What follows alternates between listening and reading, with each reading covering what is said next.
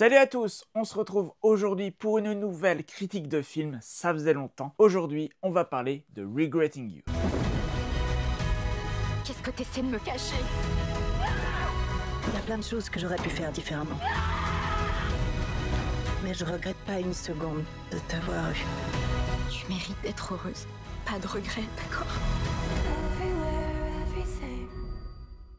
Regretting You, c'est un film de Josh Boone, adapté d'un livre de Colleen Hoover, comme on avait eu déjà le cas avec It Ends With Us. Une autrice qui fait pas mal polémique, mais aujourd'hui, on n'est pas là pour parler de ça. Cette critique sera sans spoiler, donc ne vous inquiétez pas, je ne vais rien spoiler dans cette vidéo. Regretting You, c'est l'histoire d'une mère et de sa fille, Morgan et Clara, qui vont être toutes les deux confrontées à un événement tragique qui va les bouleverser et potentiellement remettre en cause leur choix de vie. On suivra donc une double narration, l'histoire de Morgan, comment elle fait face à ce tragique événement, mais également sa fille, adolescente, qui doit aussi y faire face tout en continuant sa vie, tout en continuant de grandir. Un film, comme le livre, dans la lignée de tous les young adult novels qu'on peut lire déjà depuis de nombreuses années. Un film donc qui ne va pas trop se démarquer par rapport à son originalité. Certes, il y a quelques éléments originaux, ou en tout cas des éléments qu'on voit pas trop dans les films, pour autant, il y a énormément de tropes déjà vus et revus. L'acceptation de soi, la crise existentielle,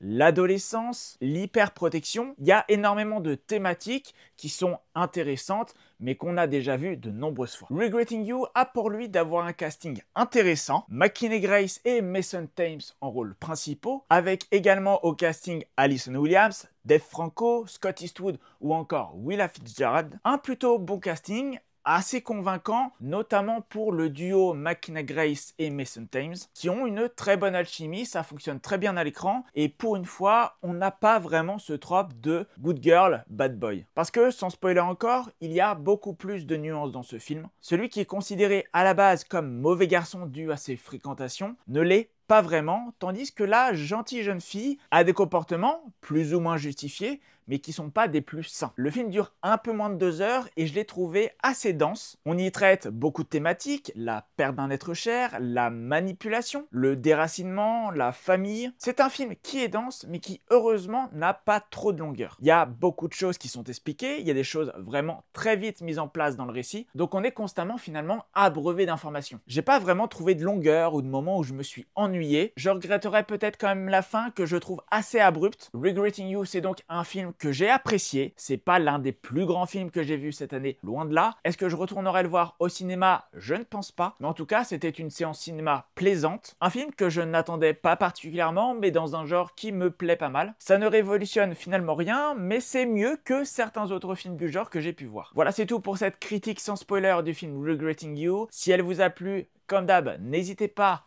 à mettre un like et à me le dire dans les commentaires. N'hésitez pas aussi à vous abonner, c'est hyper important. La chaîne reprend du service et j'ai besoin de votre soutien. On se retrouve donc très vite pour de nouvelles vidéos. En attendant, portez-vous bien.